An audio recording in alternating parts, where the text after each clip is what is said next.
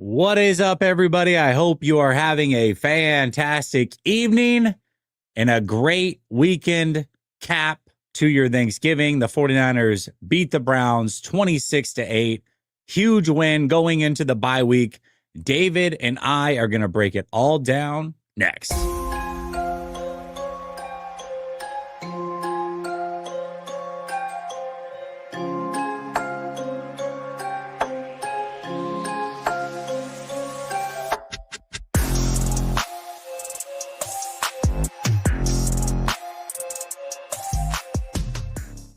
All right. Welcome back to Last Second Sports. We are giving you our take down to the last second. And as I said, it is post-game rant time. Not much to rant about, though, other than feeling good going into the bye week. David, brother, first of all, how was your Thanksgiving?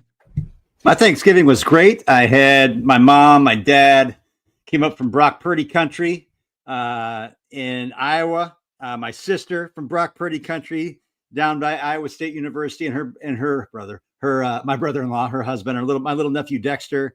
Sad to see him go, but we'll be down there in Iowa around Christmas time. But yeah, man, it was great. Ate a lot, gained weight.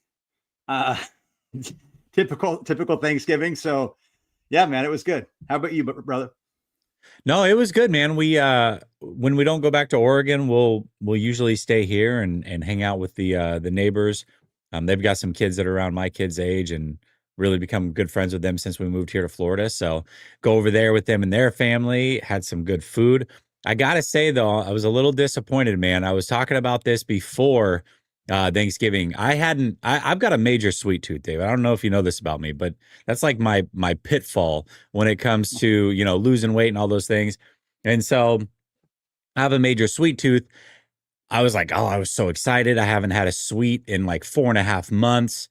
So I get the pumpkin pie. I'm ready to rock. I love pumpkin pie. I get 2 pieces because you know what? If I'm gonna break it and I'm gonna be clean for the next couple of months again, I might as well go all in. So I get 2 pieces of pumpkin pie ready to go. David, I took 1 bite and was so disappointed that it didn't even taste very good. I ended up cutting the other piece in half and giving it to my kids, and that was that. So a little disappointed overall that I didn't get to enjoy pumpkin pie. I guess, you don't have sweets for 4.5 months and it's just not the same to you. I don't know. So where did you get this pumpkin pie? Costco, the best pumpkin pie there is to buy. Well, what do you mean? First of all, your first mistake is you're eating pumpkin pie. You got the palate of a 2-year-old. Okay. It's baby food in a pie crust. And listen, hey, look, I mean, you need to, let's get out. Let's extend broaden our horizons a little bit. So what we had a bourbon pecan pie that's waiting for me after the show. Yeah. We had a mixed berry pie. We did have a pumpkin pie. It's gone because my son ate it all because, like you, has a palate of a 2-year-old. So and an appetite. Yeah. So anyway, we had a great time. I'm glad but you know what though? You're looking so good. You're looking so svelte. You didn't need that pumpkin pie anyway, brother. Thank you, man. Well, hey, listen, I gotta get the chat going. Type your favorite pie in the chat. What is your favorite pie? Let's see how many of you also enjoy pumpkin pie and have the palate of a 2-year-old. My goodness. All right, man. Let's get into this game. Very, very good win by the 49ers. I don't know about you. I actually personally picked the 49ers to lose this game. I picked them before the season started. I just felt like 13 straight weeks is a long time to play football. And then you added in the fact that the weather could have been it looked like it was going to rain or snow. Neither of that happened, thank goodness. But it was still windy. Cleveland has a very good defense. I felt like this was just one of those games that you lose, whether you should or shouldn't. And the 49ers were super, super impressive. But overall, what were your thoughts? Just quick thoughts to the game. Yeah, I think the biggest thing for me was third down conversions. I haven't looked at yet, but they were just. I know it was they converted a good majority of them. I haven't box score scouted this game yet, but Brock Purdy in certain situations where he had pressure, I thought he looked really good, getting rid of the ball, hitting his guy. Just with pretty good precision at times, and driving that ball through the wind. That was really encouraging to see. One of the biggest things also is that my biggest takeaways was he wasn't under pressure that often. I mean, the offensive line really came to play against a front seven for Cleveland that vaunted front seven for Cleveland. And I don't think, if I'm looking at this, he was sacked one time, and I'm not sure if Myles Garrett was the guy that got home. So to have that be in that situation where Myles Garrett has been just stacking up sacks, right? Like, and pause, he didn't do that against the 49ers. And I think that's going into the bye week to have Ben Barch go out and have Burford kind of come back in. It looks like he's probably going to be the one that's going to go the extent of the season. That's a really good sign going to this bye week. Hey, you're 9-4. You got Tennessee coming out of the bye at home. You get that 10th win. You control your destiny in the NFC, and you're in the driver's seat to get that playoff spot. And there's some other things that transpired this weekend too with teams in division. So there's some excitement going on. Well, I got to say, the chat never disappoints. I mean, talk about the palate of a 2-year-old. The comments of some of these people, you guys are grow up. All right, grow the hell up with some of your comments. You guys are too much, man. Way too much. Yeah, man, I think overall, the 49ers offense had an average starting position of their 41-yard line, right? So that was massive. The defense, special teams overall, complete game. I felt like they were the catalyst to this game, but the offense played really good complementary football and timely complementary football. I think Kyle called a good game plan. I think Purdy played well. Yep. It's a tough defense, man. It is a tough defense. And God, man, the 49ers just did what they needed to do. It's one of those things where week to week, it is so hard to win in the NFL. And if you need more evidence than the Panthers beating the Rams today, I mean, Matthew Stafford has been playing so good all year long, only had 2 interceptions. Had 2 interceptions today after he sets the record for the most straight touchdown passes without an interception. Also has a fumble on their final drive when they are driving to at least tie the game. Looked bad when they needed them most for the first time all season. They go down to the Panthers, and now all of a sudden the 49ers are only 1 game back in the loss column going into the bye week to both Seattle and the Rams, and they don't have to play next week. They get to watch both those teams play, and if one of them happens to lose or both of them happen to lose, here you go. Division is back in play. So, that's really, really big for the 49ers going into this bye week, brother. Well, and I think it's one of those games where you text me midway through. It's why you don't box score scout. You do this throughout. And it's weird, now that I'm finally looking at the box score. The 49ers did. It was 11 for 17 for third down, but 3.9 yards of play. Cleveland was really about the same, right? It's kind of that weird game where you felt like the 49ers were in control. But, 2 of those touchdowns came on short fields. But again, the wind affected both teams. The Niners clearly, even though it was per play, about the same, they were the team that was converting on third downs. And it looked like Kyle Shanahan was very comfortable once they had that lead to not do anything too crazy, to not really go, outside of themselves. And so I don't look at that as box score scout. I don't think Cleveland played them equally. I really feel like the Niners did come out and kind of dictate after that first half. And that's really encouraging to see. Yeah, absolutely. Well, let's talk a little bit about Brock Purdy. He's obviously going to be a topic pretty much every post game for sure. So might as well bring him up right now. That is something that I text you guys, and I actually text you guys at halftime. So just to be clear, this was before he even got in the end zone. I said, to me, what I'm seeing from Brock Purdy thus far is more impressive than what I saw versus the Cardinals. And we always talk about box score scouting and how much we hate it. To me, you can look at the box score of that Cardinals game, and it was more impressive. Now, this game actually turned out to look more impressive as the game went along statistically. But like I said, at halftime, when we're talking like 110 total passing yards, no touchdowns, like box score wise, it wasn't impressive. But when you watch the game, I thought it was a really, really good game by Purdy. I was more impressed by far in this game than I was against the Cardinals. To me, like, protecting the football, didn't put it in harm's way. Maybe a half a throw, and that was more of a great play by I think it was Campbell that came in and jumped over Jennings' back essentially. But the timely throws, escaping pressure when he needed to, Just overall, I thought it was a much cleaner, better looking game, especially with the circumstances on the road against a good Yep. Cleveland defense. Definitely some wind on the field. I just thought it was a really good game by Brock Purdy. The Cardinals game was fine statistically, but I wasn't as impressed by it as I was this No. game for sure.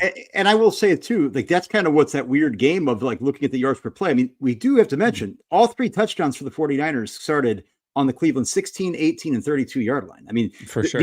So with the win game, with those things where you're probably not kicking long field goals, that was fortuitous. And that's really where that defense has really come through to make sure, like, that's where I feel like the defense for the Niners, aside for a couple drives where they had some prolonged drives by getting first downs and not the dink and dump, which is really in the run game with Quinshon Judkins, they were the backbone of this game today. And so, again, 9-4 going to break, but like 3, I kind of forgot, the 3 short fields, those were their 3 touchdowns. And so that's why special teams Sky Moore. Let's tip our hat to Sky Moore coming in. I was big on him out of the draft, but obviously he's been kind of a disappointment to say the least as a receiver throughout his career, coming from Kansas City to here. But he's made some big plays the last several weeks. Arizona, you just mentioned. I mean, how did he start off the game that week? Right? Talk about a short field. So those are the type of things that when they're putting all those 3 elements of the game together, the Niners are really dangerous. And I have to say, the skeleton crew that Robert Saleh has been working with, we've been talking about this for weeks.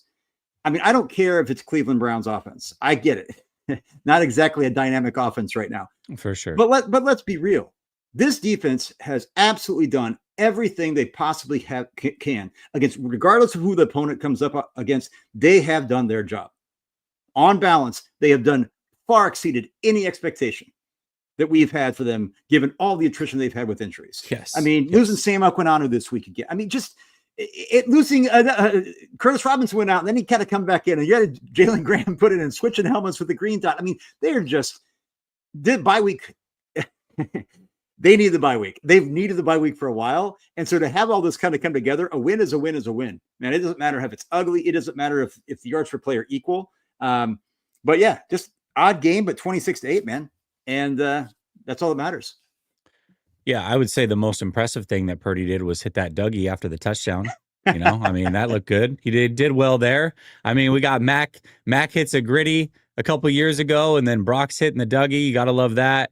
Yeah, I mean, listen, when I look at the 49ers, we talked about this team and how much we love this iteration of the team multiple times throughout the course of these post-game matchups. And this is just another game as to why that's the case. I mean, this is a team that is tooth and claw fighting every single game. They just stick around, man. And they've done such a good job of not making crucial mistakes for the most part. And that's how they've won these games. It's like they just stick around. They wait for their opponent to make a crucial mistake or two. They capitalize, and then they end up winning a game, maybe when they shouldn't have won a game, or in a game that was supposed to be really tight ends up not being tight because of that. The 49ers are just a super, super gritty team. This was another gritty performance.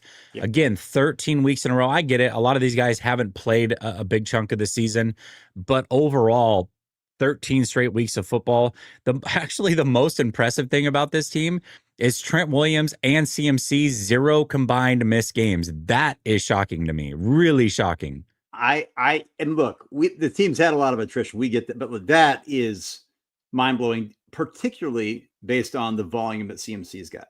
I mean, just it's, and I think that's where not to rehash the hashtag lost a step.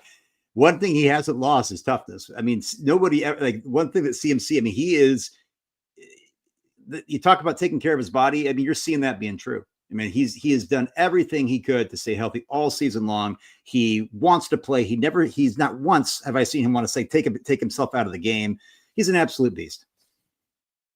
Yeah, absolutely. Really, really good season by him overall. And the health is the most impressive thing. So Jason says, is the defense getting better, or are these offenses just bad? Well, this is tough for me because the defense did a really good job. We're going to praise them a little bit later on, but I still think when they play, I mean, we are just a couple short weeks away from Stafford absolutely dicing them up. You play a good quarterback. If they have to play like I don't know, Baker Mayfield in the playoffs, or Yep. even Jordan Love is starting to get hot right now. Stafford, I don't know that they've got the horses to get this thing done, Yep. but man, they are well coached. They are disciplined at the very least, and they're gonna fight tooth and nail. That's for sure. I don't know how great they are, but we'll One see. thing one thing I want to give credit for is like go look at the box score now. On third and fourth down, the 49ers actually didn't go for it on fourth down. They were 11 of 17 on combined third and fourth down attempts. Cleveland was 3 of 15, 3 of 11 from third down, 0 for 4 on fourth down. Now, that to me, you could talk about a blend of, right? Wow. Like, obviously, the offense isn't that good. We know that Cleveland's offense isn't that good, but that's also, you can't, that to me is a credit to the 49ers defense as well. Because when we're looking at this, you talk about a weird game. 3.9 yards per play for the Niners, 4.2 for the Browns, 252 total yards Niners, 253 total yards Cleveland.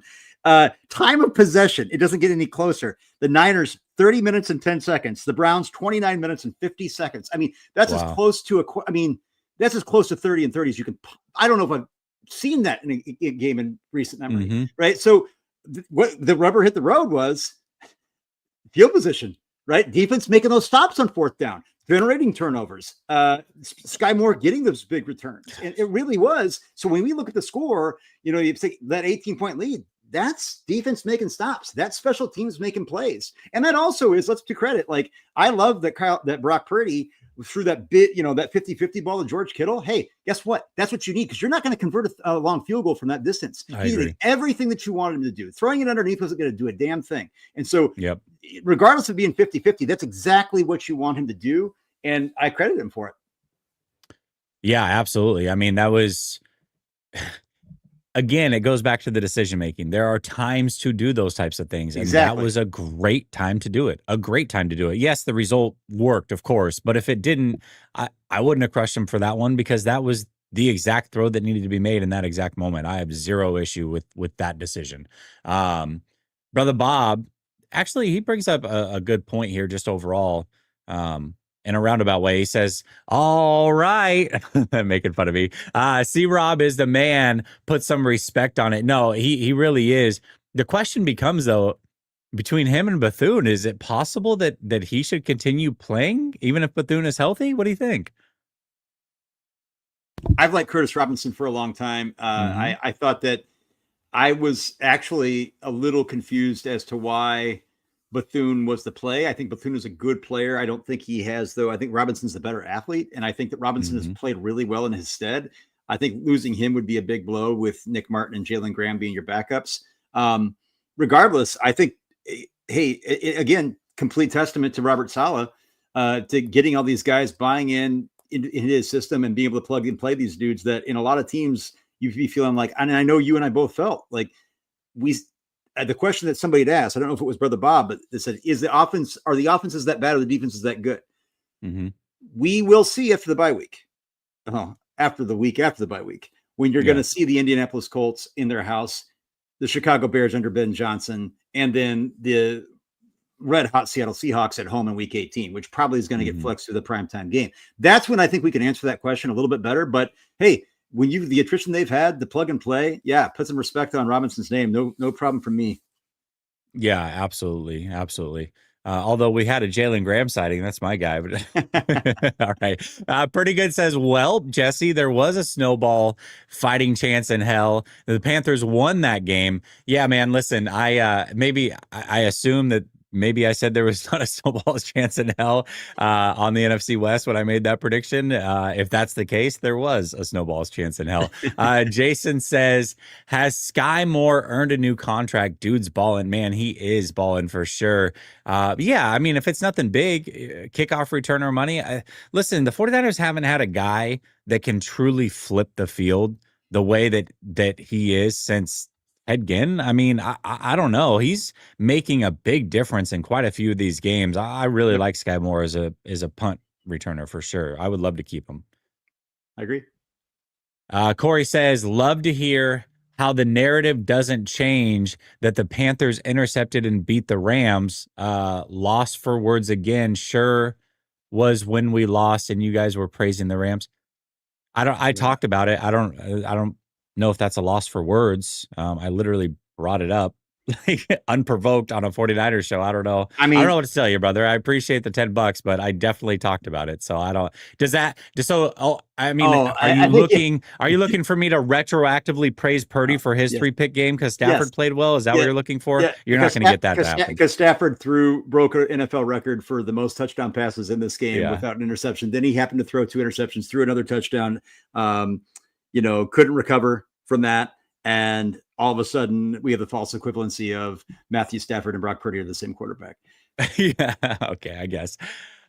Shame on Stafford throwing 3 picks today. He didn't throw 3 picks. He threw 2. He did fumble though. Shame. Yeah. Listen, guys, this is. I mean, what? I can't do this every. Here's the thing, and this is what's crazy. Literally, again, when we go back, there's a segment that just thinks that Brock Purdy can't be criticized. We've praised him all show, but he can't be criticized. But then that same segment will then go look at clear elite quarterbacks in this NFL, guys that have been put on year after year after year after year, having an MVP type season.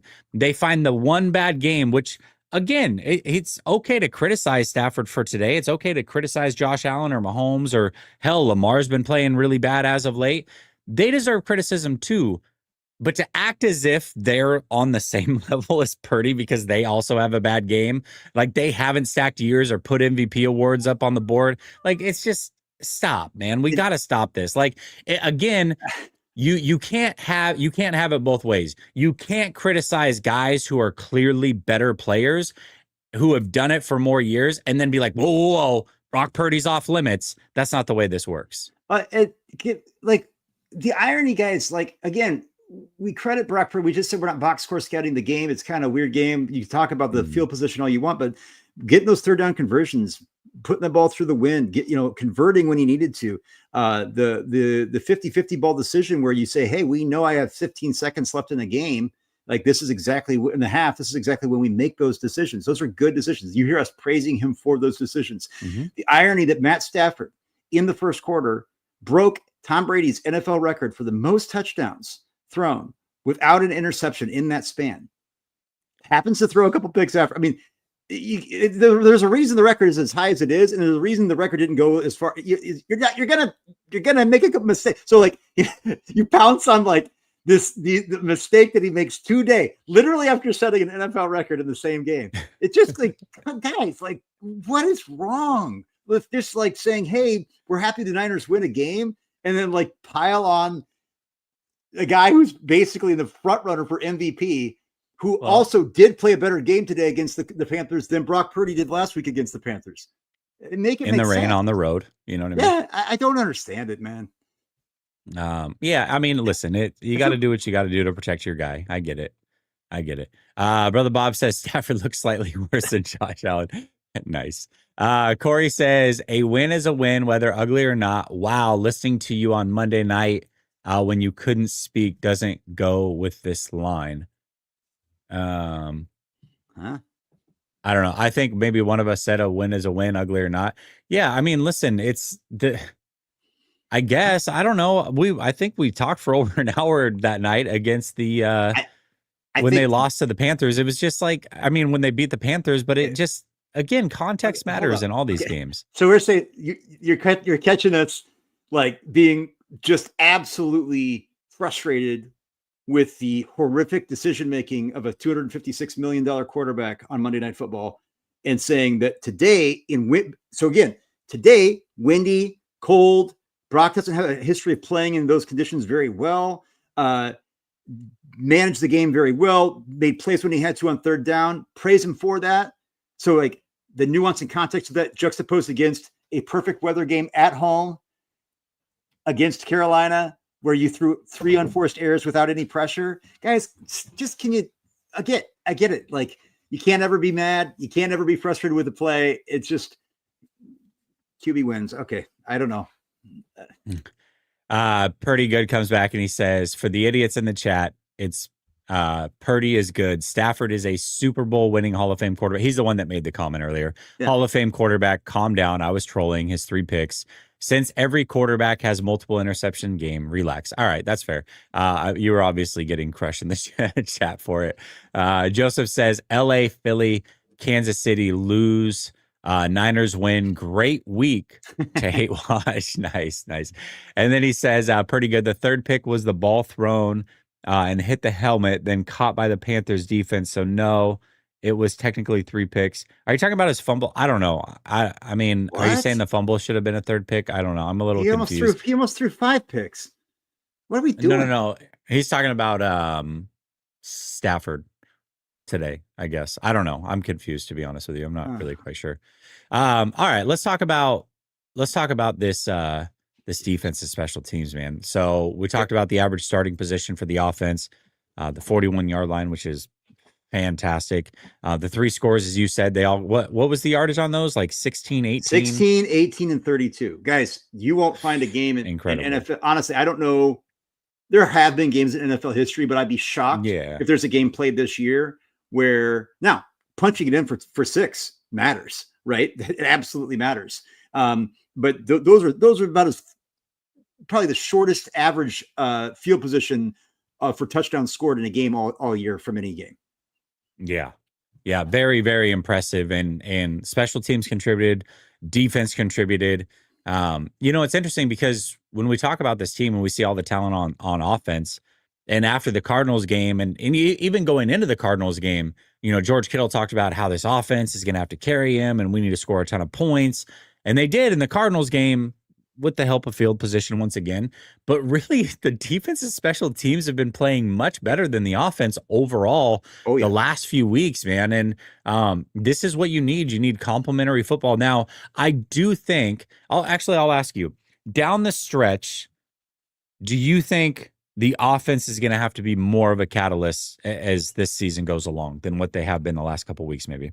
Oh, 100%. That's what we're saying. Like we still are yet to see a test. I mean, even the game that the 49ers won against the Rams still had a field day against the 49ers secondary. We haven't seen this defense really rise to the occasion. You could talk about the Panthers game, the Panthers sometimes having but I didn't watch that game, so I can't comment on it today against the Rams. They haven't faced a truly juggernaut or even juggernaut light offense yet, with this attrition. So again, I'm not saying that the Colts offense is a juggernaut. I'm not saying that the Bears offense is a juggernaut either, right? But I do think these are going to be offenses that are going to be with 2 play callers and Shane Steichen and Ben Johnson. They're going to be a much bigger challenge than Dave Canales throwing from the 1-yard line, from Kevin Stefanski's Cleveland Browns, which doesn't have a lot of weapons there, right? And all due respect to Shedeur, this isn't the or the Jacoby Brissett-led Cardinals, who also set an NFL record in completions in an NFL game, right? So against this 49ers defense. So today, to me, these last 2 games, the 49ers defense have played their best. But we're still gonna have to see it. And you're not going to get a big test against Tennessee right out of the break, and that's a good thing. They can come and rest it. And so to be 10-4 going into that last 3-game gauntlet, it's a great place to be. Yeah, it definitely is a great place to be. The other thing that I noticed too is, so they're going to go into the bye. Speaking of special teams, Eddie Pinheiro should probably be back, I would think, after the bye week. They really didn't have to worry about kicker at all the last couple of weeks. Like, it didn't, not the fact that they had to worry as far as an almost miss, which did happen today, but ultimately they just really didn't have to kick field goals. Like, they didn't rely on the field goal kicking from any sort of long distance or anything like that. These games were won pretty handily overall because of the defense and the rest of special teams. I think that's a huge win as well. Getting Eddie Pinheiro back, we talk about Sky Moore and how important he's been. Man, Eddie P's been a crucial part of this team, and they're going to need him down the stretch as well. 100% agree. All right, let me let's make some sleeper picks here. Actually, here, let's do this. Here we go. Add you there. Okay, let's make some sleeper picks. So Promo code LSS to get your 100% deposit match of up to $100 when you play Sleeper. Sleeper is the fastest growing fantasy football app out there. You can play daily, weekly, yearly fantasy football, which I do. I'm in a dynasty league in Sleeper. But you can also make your picks and have some skin in the game. So we're going to do just that. First of all, we're going to take Bo Nix. This one is pretty easy. We're going to have to take, this one, hold on a second. All right. Yep. We're going to take more on the, here we go. Come on. Like you've done this before, Jesse. We're going to take more on the passing yards from Bo Nix. He just needs a passing yard tonight. I'll tell you what, man, no better game than Sunday Night Football, where you've got a banged up Washington Commanders versus a Denver Broncos. Both these games, the Sunday and the Monday Night Football game, are both awful this week. So not looking forward to those. But either way, here we go. That's what happens when you get a lot of Thursday night football. That Monday night game might be fun. You know, Jackson Dart, Drake May. That might be a fun. You might be surprised. You're a Drake May guy, so I get it. You're excited to see Drake May play. Okay, all right. And I'm a big fan of Travion Henderson. Oh, yeah, Travion Henderson, too. Yeah, I agree. All right, how about Marcus Mariota, more or less on the passing yards? 196.5. Ooh, I think, you know what, though? This Denver defense, this Denver secondary is tough. It looks like they could have a little bit of weather there tonight, too. I think there'll be a negative game script. I'm not a big Bo Nix fan, but it will be passing. Boy, I don't know if I want to touch that one. But I would go I'm leaning the under. Okay, we'll go less on Mariota. Here we go. Here's a fun one. Jake Moody field goals made 1.5, more or less. We got to add Jake Moody to our ticket here. Under. All right, going less on that. And then RJ Harvey, more or less on the. Is there Troy Franklin? Oh, let's see. Oh, there is 49.5 receiving yards. You like the more? He's been averaging 9-10 targets a game. I think this is a big game for him. All right, we'll go more there. We'll enter that. We'll put 10 on it. 10 to win 51. The picks are as such. We got Bo Nix in the free spot. All he needs is one passing yard. We got Troy Franklin, more than 49.5 receiving yards. Mariota, less than 196.5 passing yards. And Moody, less on the made field goals. Listen, you can tail us or you can fade us, but either way, use promo code LSS to get your deposit max. Link is pinned to the top of the description. All right, let's get to it, man. We talked a little bit about that bye week coming up. Really the best time possible right now. 49ers have a couple weeks to possibly get some of these guys back. And then not only that, but they are 1 win away from 10 wins. And I think 10 wins gets it done, David. I don't know about you. We'll see how it plays out, but I think 10 wins really should be enough to get them in. They got the Tennessee Titans coming directly out of a bye. That should hopefully be that 10th win there. So is it basically a lock that the 49ers are in? Well, I think that's the picture that you're going to be looking at right now. Going into this game, I think the Niners were at the 7th spot going into the game. Yes. We do have the Lions, who I believe are now 7-5. The Niners being 9-4. If the Lions were to win next week, there's still a full game behind them, right? So yes. That being said, that Lions team is the team to watch, right? Also, that Cowboys team is starting to play some, dare I say, pretty good football, right? So I think 10 wins, you hope it gets you in. But I think the Niners need to get to 11 to really to make sure it happens. I don't think it's a lock at all to be at 10-7. I think 10-7 is dangerous. And I think one of those two teams, I think the Lions or the Cowboys, could be there to pounce. The only thing is I don't have the NFC, the tiebreakers, the head-to-head, the things in front of me right now. Yeah. So no, I don't think that 10-7 locks it down. But that's why today's win, I know I had the Browns covering. I had the Niners winning today. Okay. But I felt like this was a must win. I thought the Carolina Panthers was the biggest thing they had to a must win. Right. So in this situation now, they control their own destiny.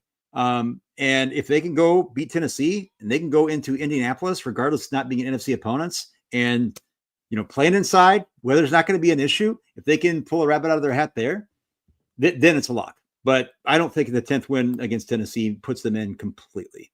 But that could change because whoever the Detroit and Dallas plays next week when they're on bye week, I was just going to say, maybe it is. And I haven't seen who they're playing next week, but yeah.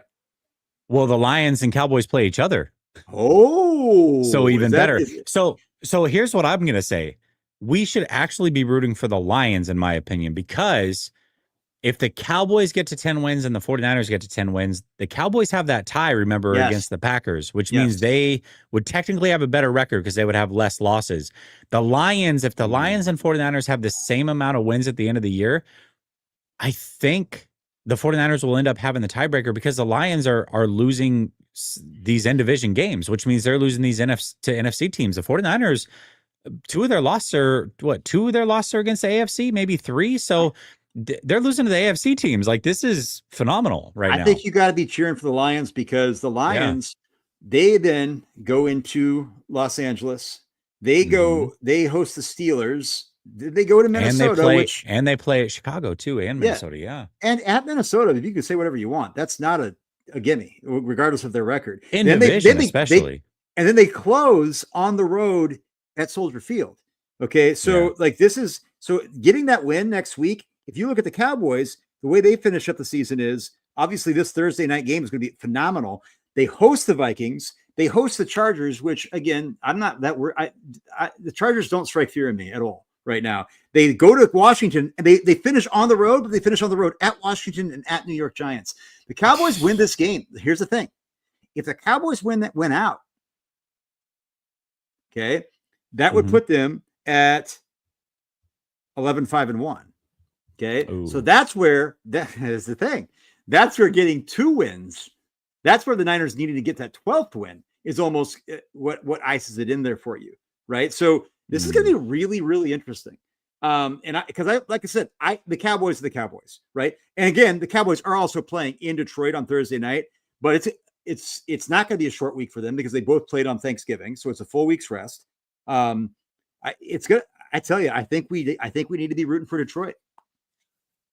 I do too, but even then, now that I'm looking at it, right? So that's almost tough too, because I do agree with that. But the Cowboys, even if they lose to Detroit, could easily, those final 4 games are very winnable. They win those games, to your point, they still get to 10 wins. They have the tie. You're right. I think the Niners do need to get to 11 to protect themselves. Oh yeah, they do. Absolutely. Yeah, okay. And so, if the Cowboys win out, wouldn't that be the kicker to go 11-6 and be on the outside looking in? So I think you have to cheer for the Lions in this situation because the Lions also have a much harder schedule going out. Regardless, what the Niners just need to do is win games, And I'm going to say this: like I have been incredibly impressed with, if you were to say all the attrition the 49ers have had to be in this spot, regardless of whatever opponent you think that they've had. To overcome what they've had in this situation is very impressive. It's very impressive. Do I think that this team is built to make a Super Bowl run? I've said, probably not. Right? I don't see this team being the team that can bring home the Lombardi, but to get into the playoffs is a monumental achievement to me, in my humble opinion. Right? And I don't think that it's impossible for the Niners to win games against Indianapolis, Chicago, and Seattle at all. I think that those were games where, because of the confidence with which this defense is playing under Robert Saleh's tutelage. So it's going to be interesting. And this bye week, get healthy, get recovered, get a little bit of a second, third wind. This team could be dangerous. Well, listen, Z, if you're right, then they're for sure. And 12 wins. I would be impressed if they get 12 wins, man. If they beat the Bears.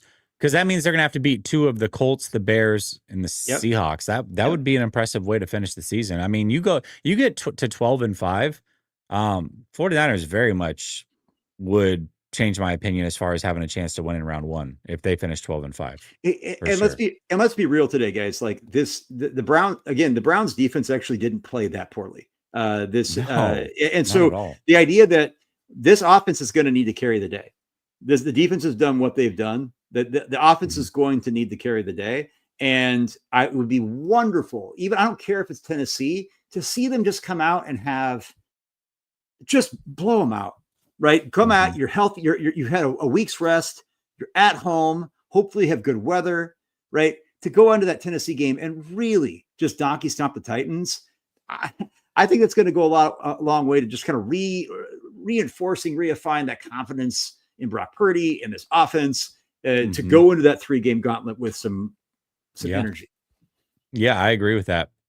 808 Niner says, man, Purdy needs to play like this every game, and we are so lucky to play these awful QBs 2 weeks in a row. Man, I don't know what to make of this season. Yeah, the season is a very strange one.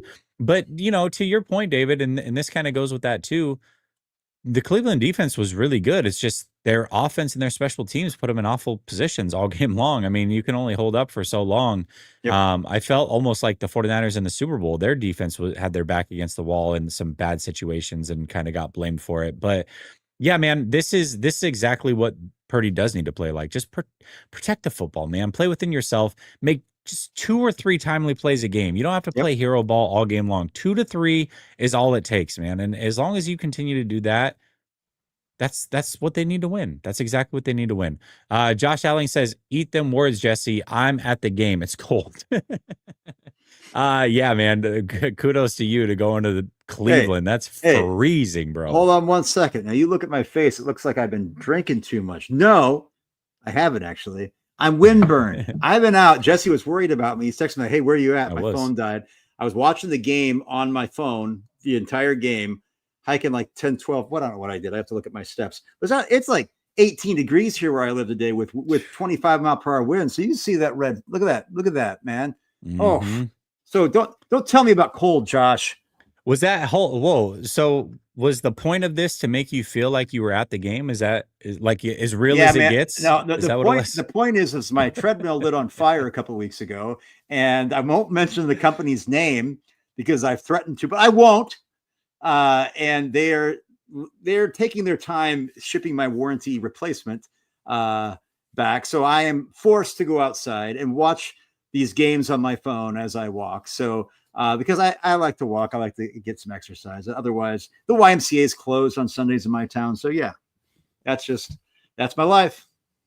Fair enough. Brother Bob says we could win the Super Bowl because the NFL is very mid, but Kyle Levy sucks. Listen, the Kyle Levy takes have got to end if he wins a freaking Super Bowl, especially this year, Brother Bob. Come on, man. Look, come on. I've had my quibbles with Kyle over the year. I've also espoused giving him a lifetime contract. Like, I don't care. Yeah. Look, do I think there's other guys that can get it done other than Kyle? Yes. Do I think that what Kyle Shanahan has done over his career with what's been at his disposal, oftentimes at the quarterback position, is phenomenal? Yes. Do I think that he should be in the running for Coach of the Year based on what he has been at his disposal this year? 100%.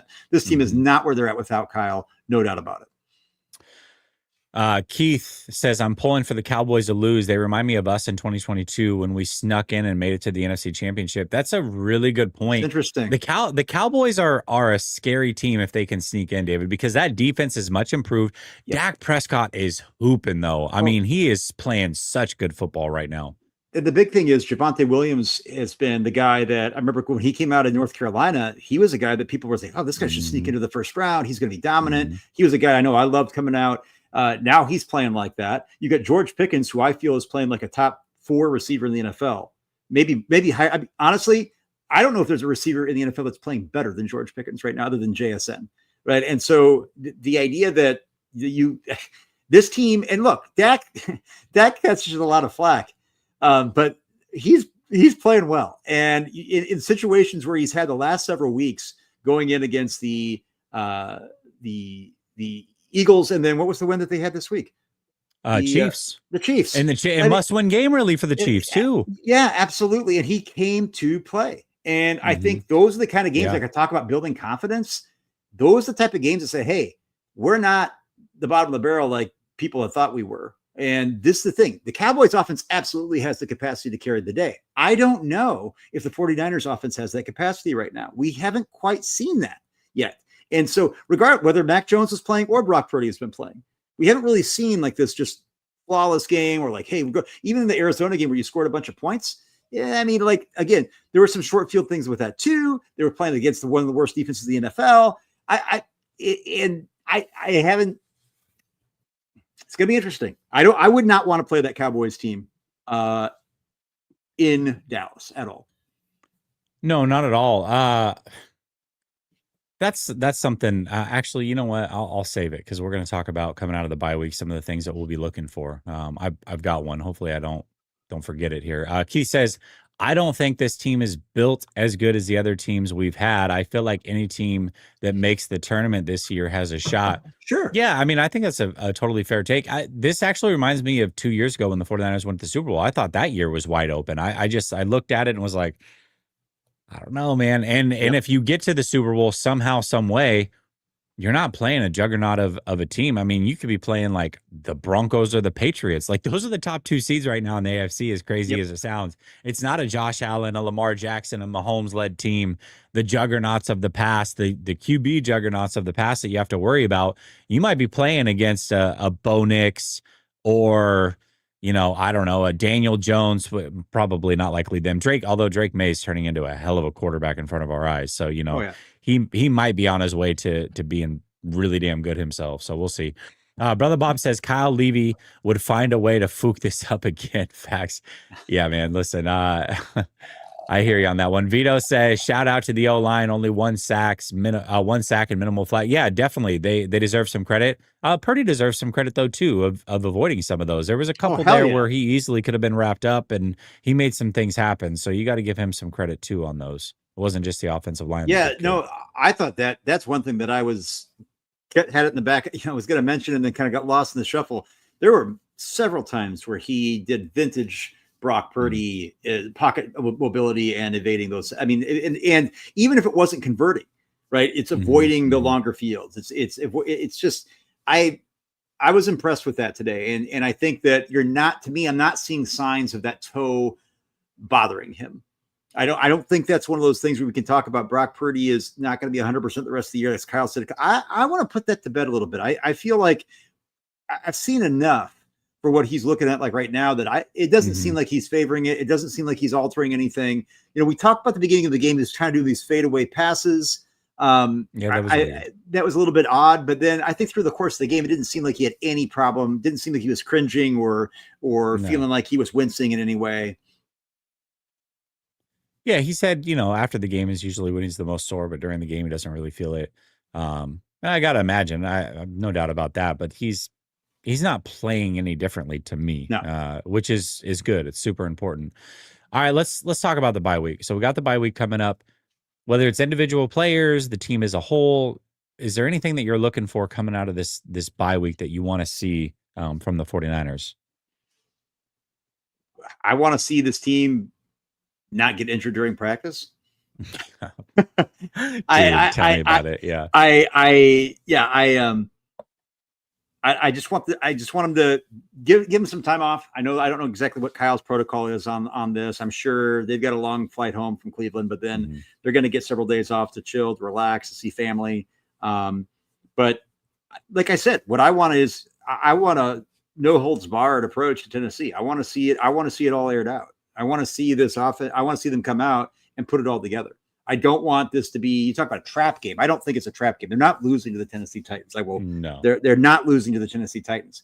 But I really want to see this team say, hey, Brock, we're putting it on your back. Let's go out and show what we can do. We don't need to lean on Christian McCaffrey. He's already had an incredible amount of volume.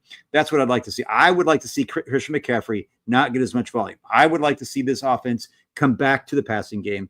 I'd like to see if that bye week makes that Brock's toe feel even better. Awesome. And I want to see this offense like really start to hum. I want to see Ricky Pearsall get integrated into the offense downfield. I want to see, aside from a George Kittle, and again, it was the right decision by Brock, but that was a complete 50-50 ball, right? It was going to be an arm punt or, because they weren't making a long field goal. That's really those plays happen. Everybody can throw a ball that far down the field and say, hey, go up and get it. I want to see, though, this offense open up. And I do think that it's important to build confidence going down the road. I really do. And that's what I'd like to see. I couldn't agree more. Ricky Pearsall was the one that I was going to say. Like, Where he's is been he? almost non-existent since he came back. Like, almost non-existent, Yeah. about as much as you can be throughout the course of the last 3 games. And now that you've gotten integrated back into the offense, you had a couple weeks to kind of work through things. Guys like him and Purdy. You've got a great game against Tennessee that you should be able to just come out after a bye week, Yep. long rest, to just put everything together offensively. And Ricky Pearsall's got to be a big part of that. I think also when I look at it too, you talk about CMC and the touches.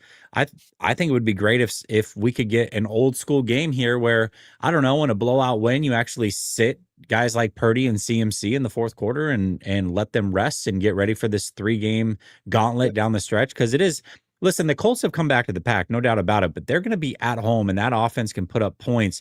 And this is a defense that, quite frankly, has struggled at times. I think Jonathan Taylor is going to be a handful for him on the Yep. road. He's going to be in that fast track on the turf. That's not going to be an easy game. And then the Bears, I mean, don't look now, but the Bears are a very, very well coached team. Yes. They're getting better. Their defense is getting healthy. I can tell you their top 2 corners have been out a majority of the year. They just got them back. They're starting to put things together. And then Seattle might be playoffs on the line week 18, man, against the Seattle Seahawks. So that game could be very, very big for both of these teams. They're going to need one of those final 3, it sounds like, the way that we broke down the schedule and who plays. So they've got to get some confidence against the Titans for sure.